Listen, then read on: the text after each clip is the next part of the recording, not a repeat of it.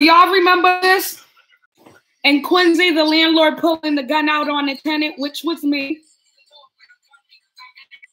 Right? So, that being said about my landlord, I'll post that video again with this one. They put a stay away order because he pulled out a gun on me because he wants me to move. Mind you, my landlord owns several properties and business. That means he has money. Also, he is not a man of color. That being said, because I am a woman and a woman of color, I am being neglected here in Quincy. Let me tell you how, in which ways. The landlord has already violated the stay away order, which they gave him as a term of release for bail or whatever you may have you. He's been violating it. I have, since they put that, 6 police reports of him violating that stay away order. So not only has he violated that stay away order, he's also has violated the landlord and tenant agreement that we have, which is also a violation of landlord and tenants laws and rights here in Massachusetts. In what way has he done that? Oh, let me tell you in what way. Every time he knows that I'm not home, and I'm saying he, because he's the head of his household. He either has his wife, his cousin, or someone do it so that he can say, oh, I wasn't involved in that, whatever. You're the one calling the shots, so it's you. Like I said, come into my apartment while I'm not home, go through my shit, show other people the apartment when I'm not home. Like, they took the screws off of the back door to say that I broke that. They came in the house. The man literally, let me show you something. Went into my kitchen. Went into this vase right here. Pulled out one of these beads, okay, and said that that damaged the garbage disposal, okay? Then had the nerves. How do I know he pulled out one of them beads and said that damaged the garbage disposal? Because they took a picture of it and sent it to me in the mail. How you get that bead? How you got a picture of you holding a bead in my house if you're not supposed to be in my house? And if the bead was in the garbage disposal, supposedly, why isn't it broken down into particles? Why is it completely in the shape that it was originally? No scratches, no nothing. Oh, because you're a lying piece of shit, motherfucker. Basically, that's what that means to me. So I think that I'm a registered voter. I know that. I'm a taxpayer. I know that. It's 2018. I know that. What I don't know is why are we still dealing with racism and discrimination in Quincy? I've been to that police station. I don't know how many times. I have yet to see a black police officer. And I've been to the courthouse and I've probably seen like 2. No, I'm lying. See how I catch myself because I don't like to lie? 3. The judge, the probation officer, and the clerk in the front. 3 black people in that court is what I've seen since I've been going back and forth.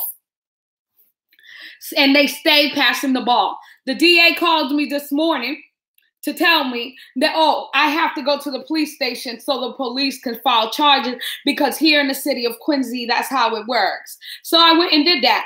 All for the police officer to tell me, oh, the DA's supposed to do that. So they passing back and forth the ball. I ain't got time for that. Like, what happened to people's rights? What happened to women's rights? What happened to victims' rights? What happened to landlord and tenants' rights? What happened to respecting the rights of others like you're supposed to? And what happened to enforcing that law? Like, we're taxpayers. We pay them a salary to protect and serve the law. Like, what is that? It looks like to me they're not protecting and serving anybody. They're beating people up. That's not protect and serve. They're racially profiling people. That's not protect and serve. They're letting people intimidate witnesses. That's not protect and and serve. To the point, I called the DA's office on speaker with the police officers there so that they can give them the information. And they're laughing. Really?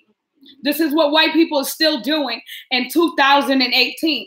They're still not valuing us as people. They're still not valuing our voice. And then I'm out of line when I say we need a rebellion.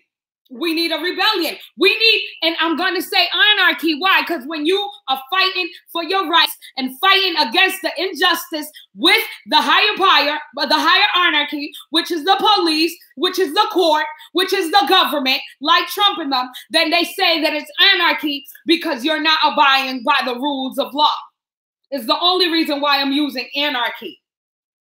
And that's just unacceptable and ridiculous. So I say this to say that every time, if you live in the Quincy area and you see the injustice, go ahead and post that shit live. Leave a comment. Start talking about it, because to be silent is to be part of the problem. To be silent is to be violent. To be silent is to be proactive in the injustice. So people speak up, because I'm not going to keep my mouth shut.